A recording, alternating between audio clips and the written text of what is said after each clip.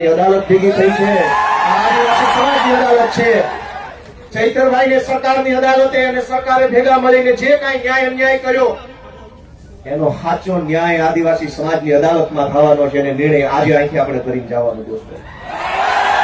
સરકાર એમ કે છે કે ચૈતર વસાવાને 7 વર્ષની સજા. આ જનતાની અદાલતના કરોડો ન્યાયાધીશો તમે અહીંયા ઉભા છો, તમે કહો તમે શું સજા કરશો ભાજપને? જો ભાજપની સરકાર ચૈતર વસાવાને 7 વર્ષની સજા કરે તો આદિવાસી સમાજની અદાલતમાં ભાજપને 70 વર્ષની જેલની સજા આપવામાં. આવનારા 70 વર્ષ સુધી ભાજપનું બટન નહીં દબાવવાનું અને એને સજા આપવાનો નિર્ણય આજે આ જનતાની અદાલતમાં થવો જોઈએ. લોકશાહીમાં જનતાથી મોટું હોય કોણ?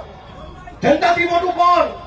જનતાથી મોટી પોલીસ નહીં, જનતાથી મોટું જંગલ ખાતું નહીં, જનતાથી મોટા મુખ્યમંત્રી પણ નહીં. સૌથી મોટી જનતા, અને જનતાએ નક્કી કર્યું કે અમારો નેતા ચૈતર વસાવા છે દોસ્તો.